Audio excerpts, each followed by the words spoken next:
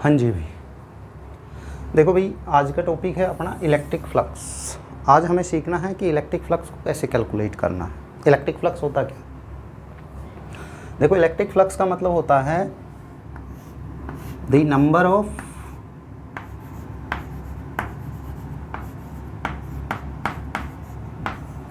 Electric lines of force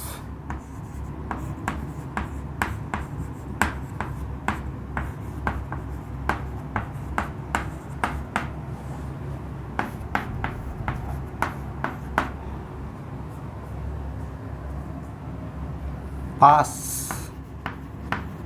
या penetrate इन area vector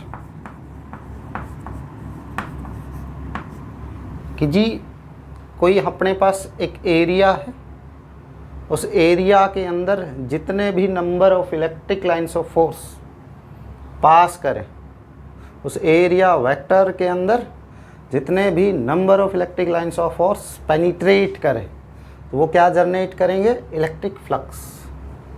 अब देखो सबसे ज़रूरी है ये एरिया वेक्टर को समझना। एरिया वेक्टर क्या होता है, हम एरिया किसे बोलेंगे?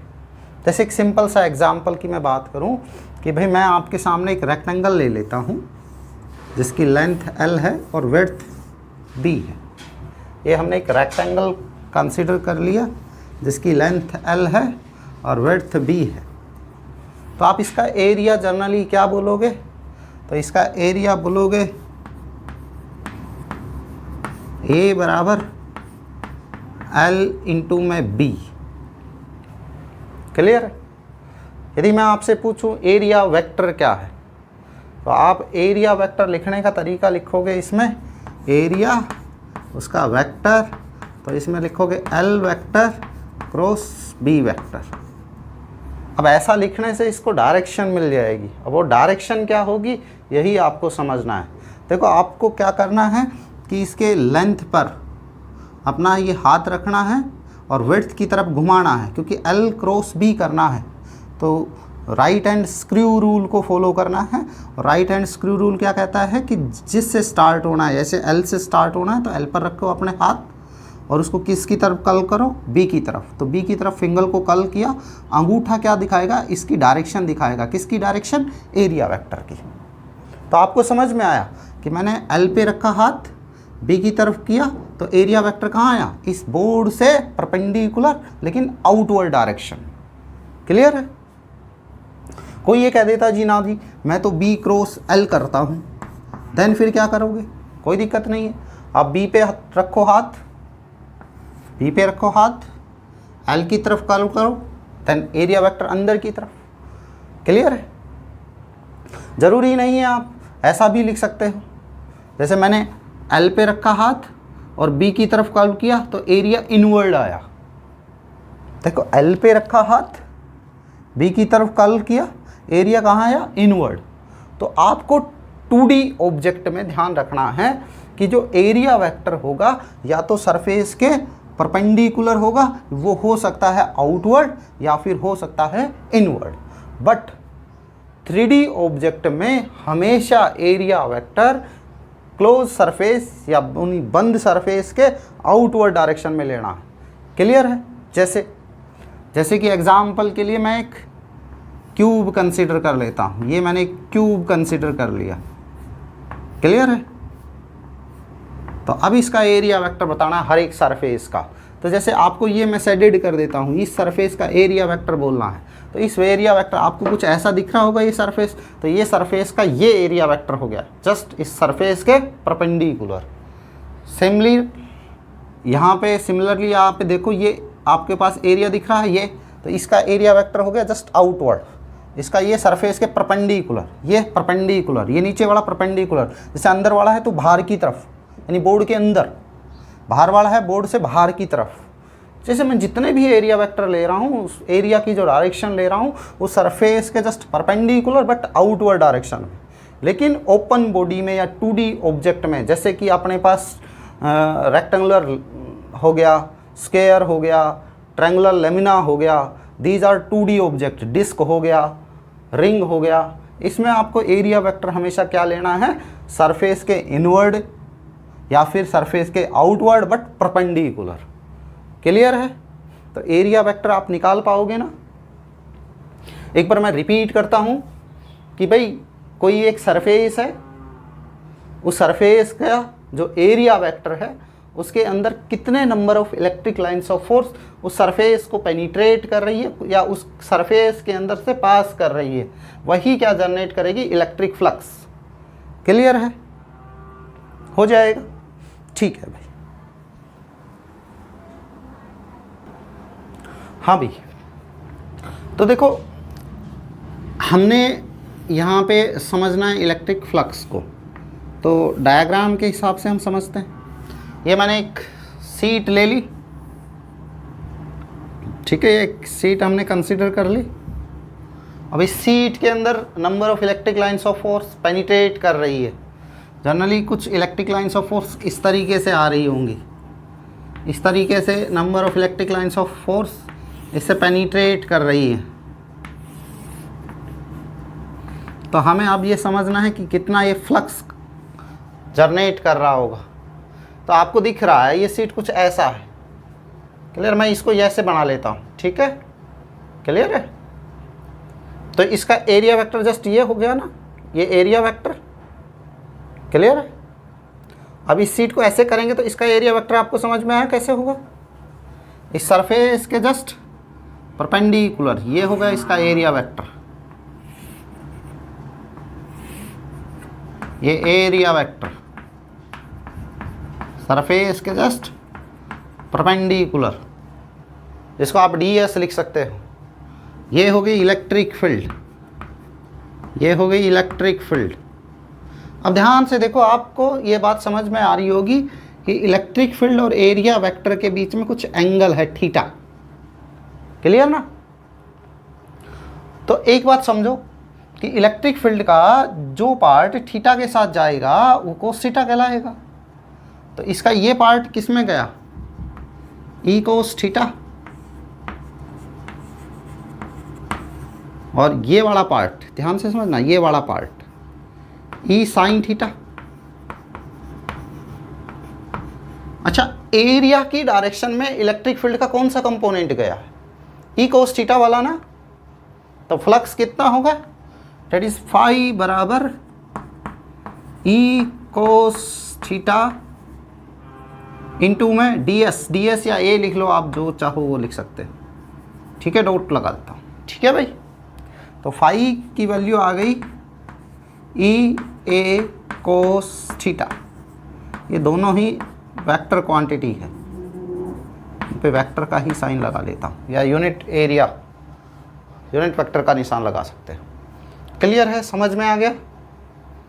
अब देखो, जैसे आपको समझ में आया, ये होगा कुछ ऐसा कि ये सरफेस, इसमें ये इसका एरिया वेक्टर, ये इसका एरिया वेक्टर, इलेक्ट्रिक फील्ड कुछ ऐसे गई। क्लियर है?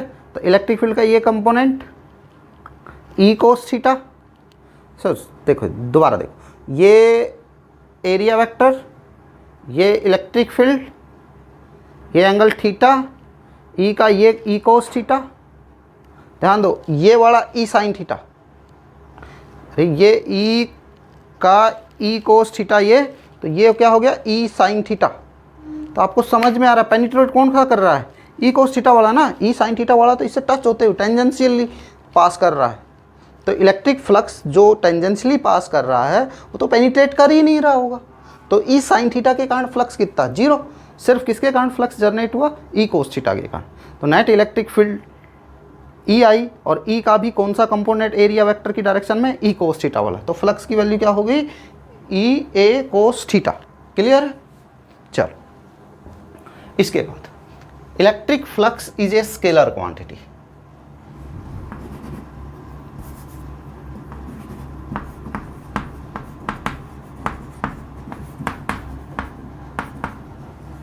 Electric flux is a scalar quantity.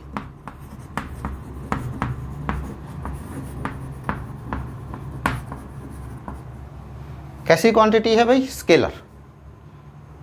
ठीक है? एसआई यूनिट क्या होगी? Unit of electric flux. तो सिंपल है,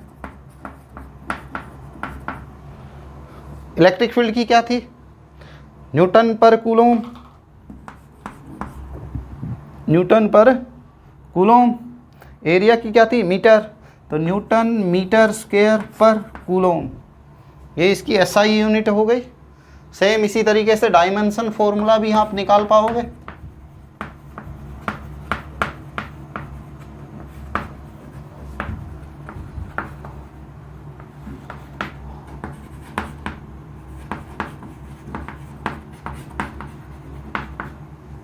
क्या हो जाएगा डायमेंशन फॉर्मूला?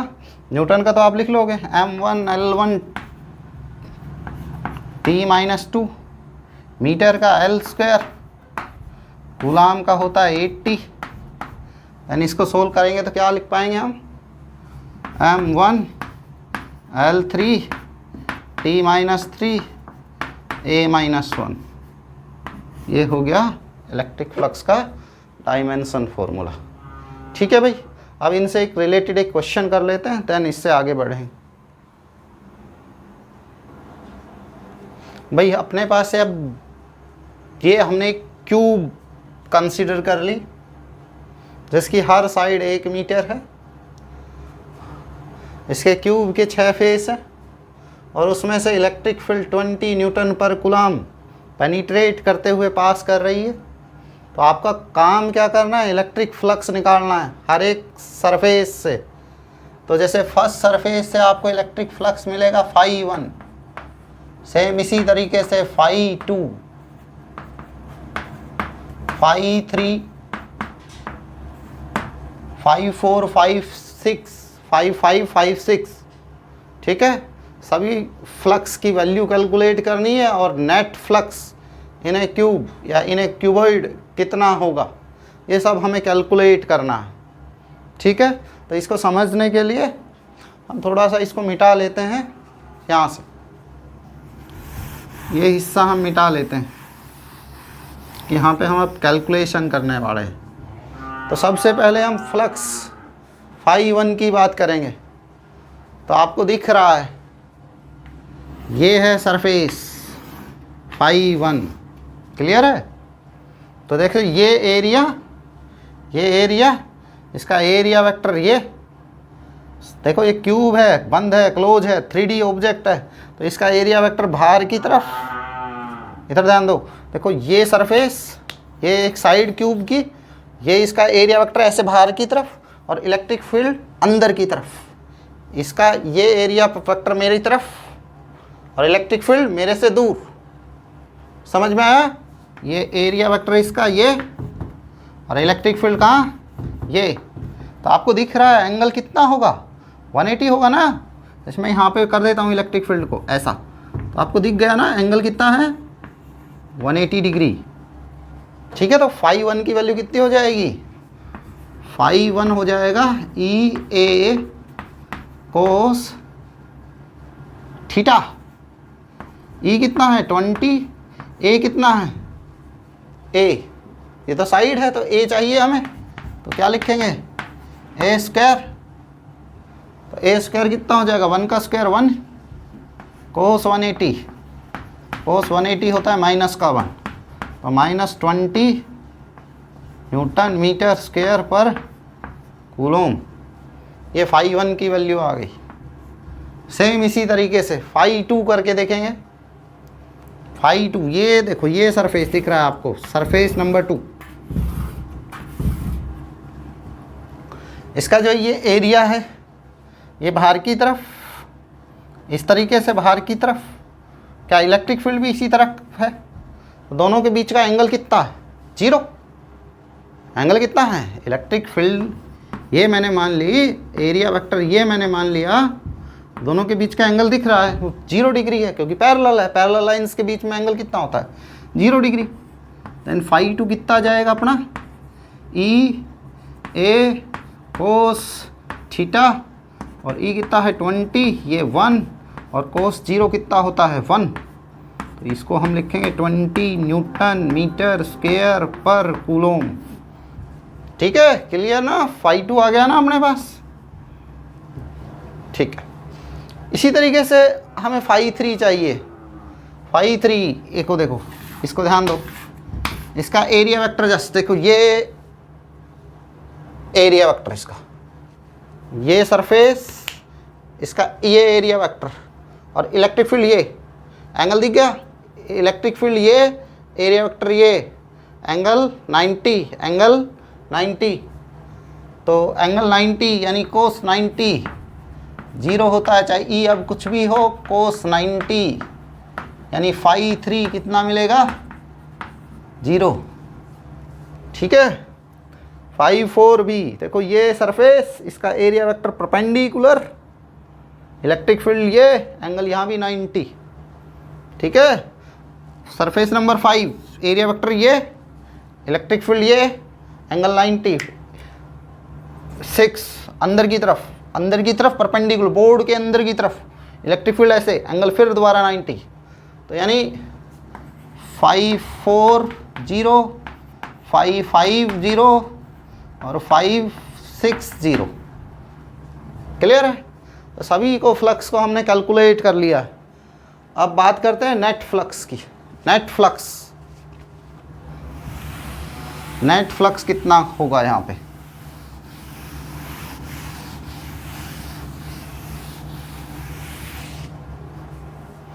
नेट फ्लक्स हो जाएगा फाई 1, क्योंकि net flux phi 1 plus phi 2 plus phi 3 plus phi 4 plus phi 5 plus phi 6।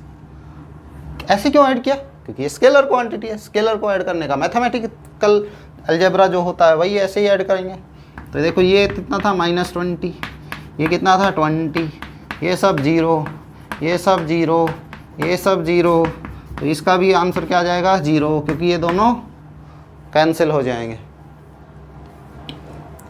अब देखो नेट फ्लक्स 0 क्यों था, ये आपको अब गोज थ्योरम जो कि अगला टॉपिक है अपना, उसमें आपको क्लियर समझ में आएगा कि यदि किसी क्लोज सरफेस के अंदर नेट चार्ज 0 है तो नेट इलेक्ट्रिक फ्लक्स भी कितना लिंक करेगा, 0, क्लियर है। तो ये हम अब नेक्स्ट टॉपिक में पढ़ रहे हैं, अगला टॉपिक है अपना गोज थ्योरम। हाँ भाई देखो, अब हम बात कर रहे हैं इलेक्ट्रिक फ्लक्स के बाद गोज लॉ को। देखो गोज लॉ क्या कहता है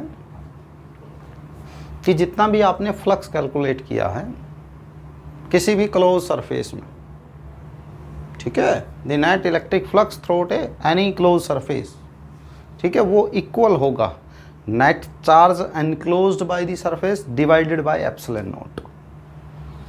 इस बात को समझने के लिए एक सिंपल सा एग्जांपल मैं देता हूँ। जैसे मान लो आपका एक रूम है, रूम चारों दीवारों से बंद है, ऊपर छत नीचे ज़मीन, ठीक है, टोटल 6 दीवारें होंगी, 6 के 6 सरफेस बंद है, ठीक है। हमें चाहिए यहाँ पे फ्लक्स, तो आप क्या करो, दरवाज़ा खोल के देखो उसके अंदर, उस कमरे के अंदर चार्ज कितना रखा हुआ है, ठीक है, चार्ज देख लिया। उसके बाद उस चार्ज को, उस नेट चार्ज को आपको क्या करना है, डिवाइड कर देना है एप्सिलॉन नॉट से।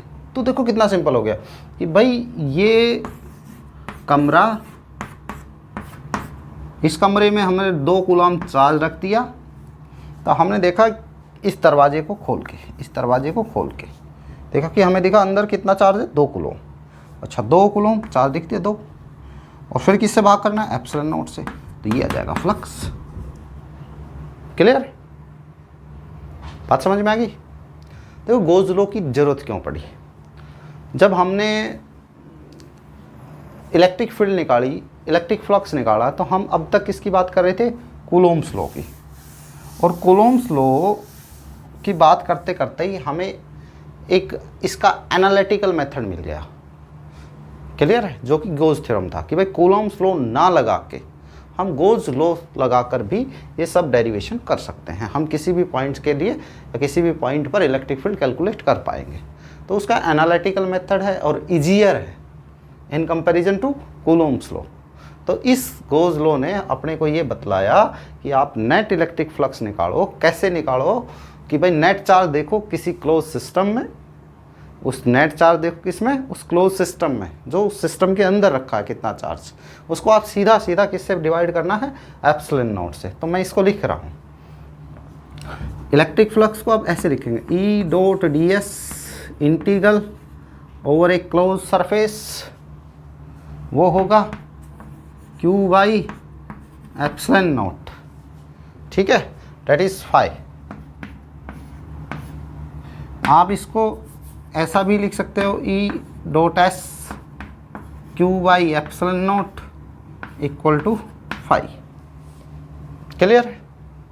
देखो, आपको गोज लॉ का एप्लीकेशन लगाते वक्त दो बातों का ध्यान रखना है, सिर्फ 2 पॉइंट, कि गोज लॉ ऐसा नहीं कि जहाँ मन में आया वहाँ लगा दिया। एप्लीकेबल हर जगह है गोज लॉ, ठीक है, एप्लीकेबल हर जगह है, बट यूजफुल नहीं है। मतलब इसका जो डेरिवेशन आएगा उसको हम हर जगह लगा पाएंगे, बट हर जगह ये यूज़फुल नहीं मिलेगा, क्योंकि बहुत हो सकता है कि कैलकुलेशन बहुत बड़ी आ जाए, बहुत ज़्यादा लेंथी डेरिवेशन बन जाए। तो हम उस लेंथी डेरिवेशन का क्या फ़ायदा, क्योंकि हमने एनालिटिकल मेथड जो यूज़ किया है उसका सिर्फ एक ही मकसद था कि ये छोटा पड़े, अदरवाइज़ कूलॉम लॉ था, उससे हम इलेक्ट्रिक फील्ड निकाल भी रहे थे। तो जहाँ पे ये बहुत बड़ा हो जाए, बहुत ज़्यादा ड्राइव्ड हो जाए, तो ये लग तो जाएगा, बट ये अपने लिए यूज़फुल नहीं रहेगा, क्योंकि हम चाहते हैं कि हमारा सॉल्यूशन छोटे से छोटा हो। तो इसके एप्लीकेशन को लगाने के लिए हमें 2 बातों का ध्यान रखना है, कि जो इलेक्ट्रिक फील्ड मिले वो उस सरफेस के या तो परपेंडिकुलर मिले या फिर टेंजेंशियल मिले।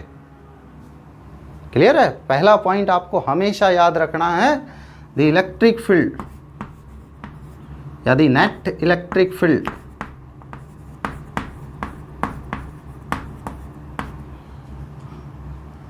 either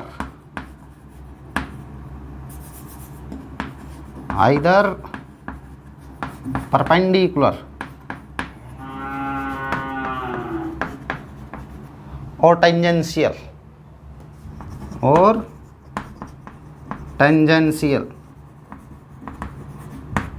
to the closed surface। Clear है?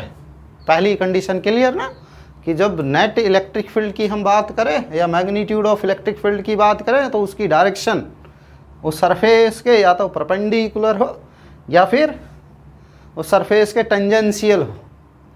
मैंने आपको हमेशा बतलाया है, इलेक्ट्रिक फील्ड जो होगी वो फोर्स की डायरेक्शन में होगी, जिस डायरेक्शन में फोर्स होगा उसी डायरेक्शन में इलेक्ट्रिक फील्ड की मिलेगी आपको। पॉइंट नंबर 2, जो मैग्नीट्यूड हो नेट इलेक्ट्रिक फील्ड का वो कांस्टेंट रहे, ठीक है। Magnitude of electric field is constant. इन 2 बातों का आपको ध्यान रखना है। Gauss theorem variable electric field पर एप्लीकेबल तो है, बट यूज़फुल नहीं है, उसका डेरिवेशन बहुत लंबा हो जाएगा। इसलिए अपने को ध्यान रखना है कि मैग्नीट्यूड यदि इलेक्ट्रिक फील्ड का कांस्टेंट है, देन आप गोज लॉ के एप्लीकेशन को यूज़ करो, अदरवाइज आप फिर सिंपली कूलोम्स लॉ लगाकर उस डेरिवेशन को सोल्व करो। ठीक है, तो 2 कंडीशन हो गई अपने पास गोज थ्योरम को प्रूव करने की। पहला तो हमारे पास कि net electric field either perpendicular or tangential over the close surface, और उसका मैग्नीट्यूड क्या रहे, कांस्टेंट रहे। मैं एक बार दोबारा रिपीट करता हूँ कि हमने फ्लक्स में क्या करना है। फ्लक्स निकालते समय अकॉर्डिंग टू गोज लॉ कहता है कि आपको क्लोज सरफेस के पास जाना है, उसको खोल के देखना है कि चार्ज कितना है, और उसको सीधा सीधा हमें किससे डिवाइड कर लेना है, एप्सिलॉन नॉट पर। तो इसको लिखने का तरीका सिंपल सा है, आपको कुछ वर्डिंग को ध्यान रखना है कि net charge enclosed by the surface divided by epsilon not. इस वर्ड पे आपको ज़्यादा फोकस रखना है, किसी भी हाल में ये वर्ड नहीं छोड़ना है। ठीक है, ये आपको पूरी परिभाषित कर रहा है इस बात को कि जो जितना भी चार्ज उस सरफेस के अंदर रखा हुआ है, उसको आपको किससे डिवाइड करना है, एप्सिलॉन नॉट से। ठीक है, क्लियर ना। अब हम बात करते हैं गोज लॉ के रिगार्डिंग कुछ अदर पॉइंट्स के बारे में। ठीक है भाई,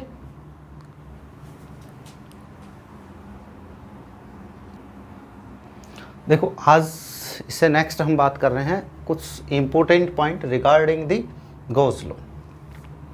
तो देखो हमने ये डेरिवेशन अभी ड्राइव किया था थोड़ी देर पहले,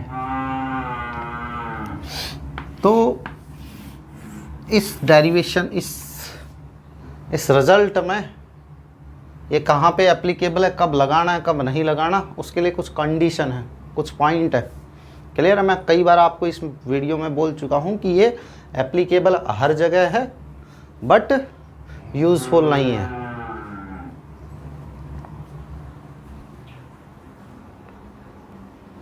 हाँ भाई, तो इस इक्वेशन के रिगार्डिंग हम कुछ पॉइंट पढ़ने वाले हैं। जैसे सबसे पहला point,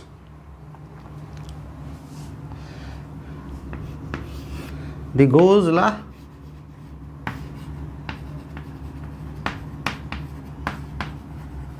applicable only for closed surface।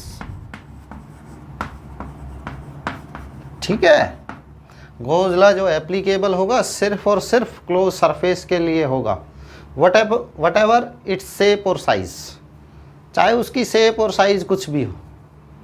Clear है, शेप और साइज पर इंडिपेंडेंट होता है। जैसे मान लो मैंने ये सरफेस ले लिया, इसके अंदर Q चार्ज रख दिया, तो इलेक्ट्रिक फ्लक्स आपको चाहिए तो आप लिख दोगे डायरेक्टली Q/ε0।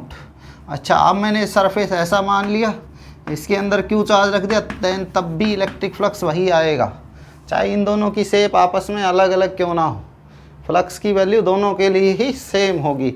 बट कंडीशन ये है कि ये दोनों ही सरफेस कैसे होने चाहिए, क्लोज होने चाहिए। इसकी शेप और साइज़ कुछ भी हो उससे कोई लेना देना हमें नहीं है। वट एवर इट शेप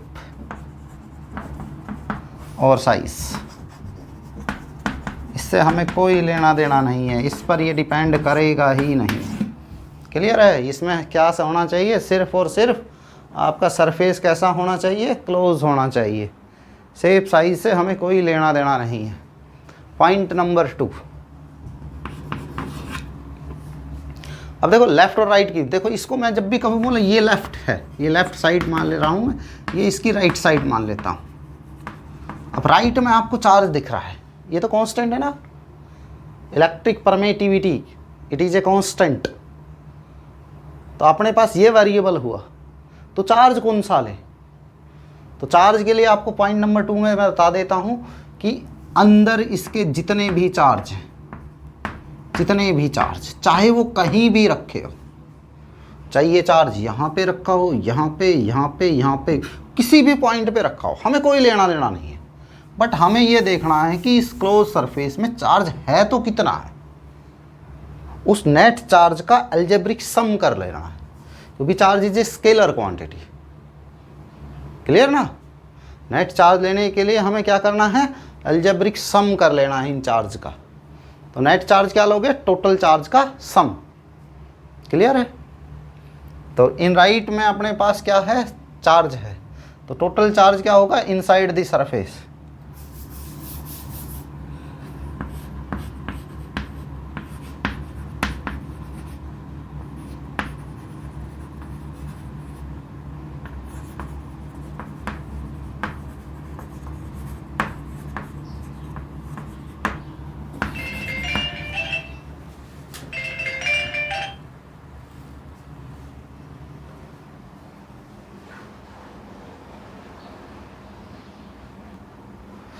जो टोटल चार्ज लेना है वो inside the surface, total charge taken only which inside the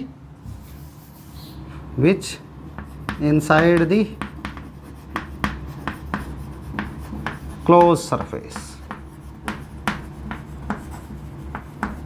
ठीक है। जैसे मैं आपको बता देता हूँ, अब उस चार्ज की जगह कहीं भी हो, ठीक है, वो इनसाइड होना चाहिए, इसकी पोजीशन चाहे यहाँ हो, चाहे यहाँ हो, यहाँ हो, कहीं भी हो, हमें उससे कोई लेना देना नहीं। बट हमें ये देखना है कि जो टोटल चार्ज है वो इनसाइड द सरफेस है या नहीं। चार्ज वही काउंट करना है जो सरफेस के अंदर हो, what ever its position, what ever, यानी सीधा मैं ये कहूँ कि इसकी जहाँ भी जिस भी जगह पोजीशन हो उससे हमें कोई लेना देना नहीं है। बट हमें सिर्फ ये देखना है कि चार्ज अंदर है या बाहर।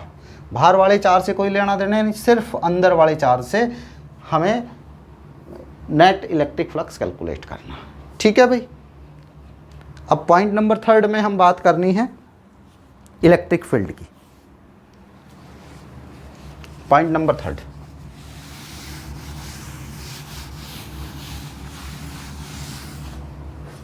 इलेक्ट्रिक फील्ड कौन सी ले, जो कि लेफ्ट में आपको दिख रहा है इलेक्ट्रिक फील्ड।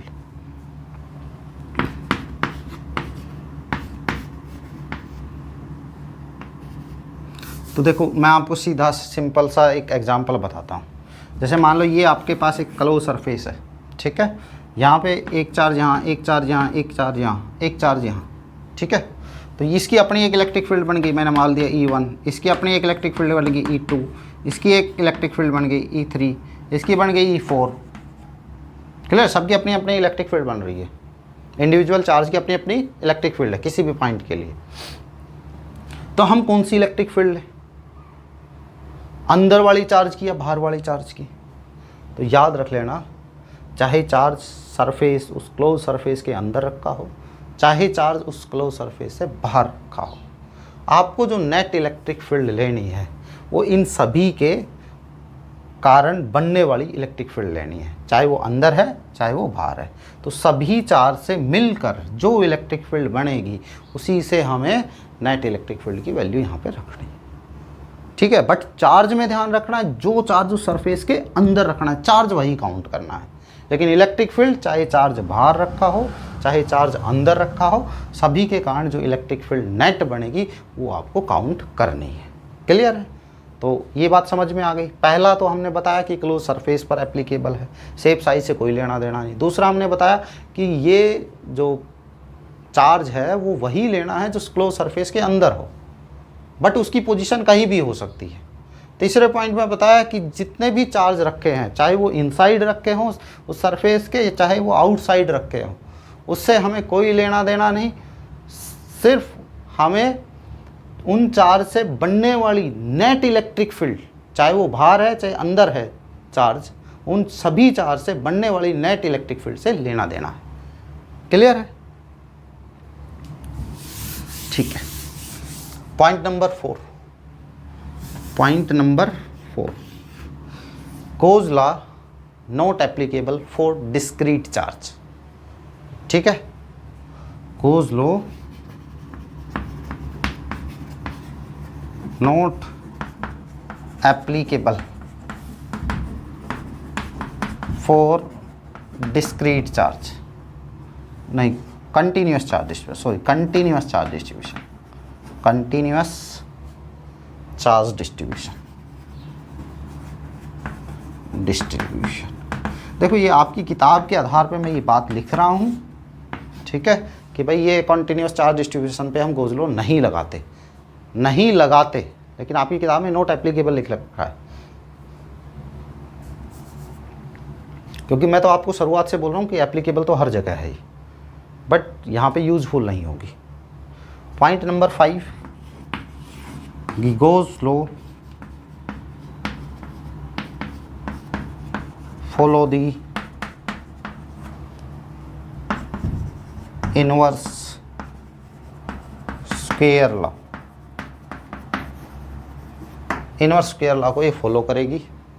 ठीक है, क्लियर है? तो ये आपको 5 पॉइंट याद रखने हैं Gauss थ्योरम के अंदर। ठीक है, इन्हीं के आधार पे आपके क्वेश्चन करने हैं। देखो भाई, अब सम कुछ न्यूमेरिकल की बात कर लेते हैं Gauss थ्योरम के ऊपर। जैसे ये आपकी बुक का सोल्ड एग्जाम्पल है। ये आपके 3 सरफेस दे रहा हूँ मैं। ठीक है, पहले सरफेस पर चार्ज है Q, दूसरे पर है 2Q, तीसरे पर है 3Q। ठीक है, फ्लक्स बताना 1 2 3 पर। 1 सरफेस पे बताओ φ1 नेट चार्ज कितना Q, किससे भाग कर देना है, इलेक्ट्रिक नहीं एप्सिलॉन नॉट से। ठीक है, तो ये फ्लक्स बन गया पहला। दूसरे पे बताओ, φ2 चार्ज कितना है 2Q बाई एप्सिलॉन नॉट। क्या मैंने सही लिखा भाई? दूसरे सरफेस पे देखो चार्ज कितना है 2Q। भाई Q और भी तो है अंदर। भाई हमने यही तो बोला था कि चार्ज इस सरफेस के अंदर कितना रखा है, 2Q यहाँ पे और Q यहाँ पे, पोजीशन कुछ भी हो सकती है। तो यहाँ पे कितना लिखोगे 3Q। क्लियर है? अब तीसरा तो अपने आप कर लोगे आप। φ3 चार्ज बता दो 6Q ना बाई एप्सिलॉन नॉट। ठीक है, ये पहला आपका सोल्ड एग्जाम्पल था आपकी बुक का। इसके बाद दूसरा हम क्वेश्चन करते हैं।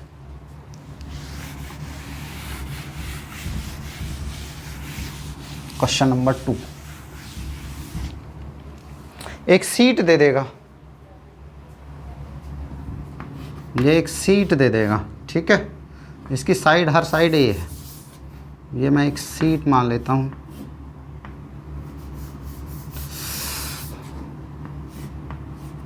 ठीक है, जिसकी हर साइड कितनी है ए। क्लियर है?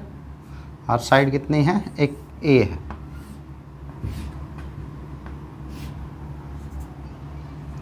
इसके a/2 हाइट पर एक चार्ज रख दिया जाए। कितने हाइट पर, a/2। इस सीट से, ये सीट हो गई, ये सीट, इसे सेंटर से इसके a/2 हाइट पर, यानी जस्ट यहाँ पर एक चार्ज हमने रख दिया। उसके कारण इस सीट के अंदर नेट इलेक्ट्रिक फ्लक्स कितना बनेगा, यानी चार्ज कहाँ रखा हुआ है, यहाँ पे। क्लियर है? कितने हाइट पर, a/2 हाइट पर। ठीक है, अब मैं इसको यहाँ पे तो नहीं दिखा पाऊँगा, यहाँ पे दिखा दूँ। ये a/2 हाइट पर मैंने चार्ज रख दिया Q। फ्लक्स बताना है इस सीट से कितना लिंक करेगा। तो एक तरीका है इसको करने का, सिमिट्री बनाने का, कि आप इस चार्ज को यहाँ पे रिगार्ड कर लो। ऐसी एक सीट यहाँ पे लगा दो, ऐसी एक सीट यहाँ पे और इसके नीचे, और एक इसके ऊपर। अब देखो ये चार्ज बिल्कुल बीच में आ गया। क्लियर? और पूरी तरीके से ये बंद हो चुका है, एक क्यूब बन चुकी होगी। क्लियर है? तो क्यूब के सेंटर पे, क्योंकि a/2 यहाँ पे और तो a/2 ऊपर, क्यूब के सेंटर पे एक चार्ज रखा है Q, जिससे फ्लक्स कितना बनेगा, तो फाई बराबर Q बाई एप्सिलॉन नॉट। ये क्यूब से आया है। अब Q के सरफेस कितने, 6, हमें कितने से निकालनी है, एक सरफेस पर। तो 6 की वैल्यू ये, तो 1 की वैल्यू कितनी, Q बाई 6 एप्सिलॉन नॉट। ये फ्लक्स आ जाएगा एक सरफेस से। क्लियर? जैसे कि आप ऐसा ध्यान दो, इस तरीके से आपसे पूछ ले कि एक क्यूब के कॉर्नर पर, एक क्यूब के कॉर्नर पर चार्ज रख दूं मैं, तो क्यूब से कितना फ्लक्स लिंक करेगा। तो ऐसे मिल जाए तो कैसे करोगे? इसको करने का तरीका क्या है, ये क्यू चार्ज रखा है, तो इसके साइड में एक क्यूब यहाँ पे रख दो, एक इसके ऊपर, एक इसके ऊपर, एक इधर, एक इधर। टोटल 8 क्यूब में ये बिल्कुल सेंटर में आ जाएगा। कितने क्यूब रखेंगे, 8 क्यूब। केमिस्ट्री में आप पढ़ते हो ये चीज़ कि एक क्यूब इसके यहाँ, इसका कॉर्नर पे चार्ज, तो यहाँ पे एक क्यूब रख दो, इससे पीछे, इससे पीछे, इसके ऊपर, इसके ऊपर। 4 तो ऊपर, 3 साइडों में 7, और एक ये पहले थी 8। तो फ्लक्स कितना हो जाएगा, फाई बराबर Q by 8, sorry epsilon not 8 cube के कारण। तो 1 क्यूब के कारण कितना होगा, 1/8। ठीक है? क्लियर ना? अच्छा, कोई बोल दे जी एक सरफेस से निकालो, एक इसके सरफेस से, तो यार 2 सरफेस में से एक ही सरफेस दिखेगा, क्योंकि 8 क्यूब है।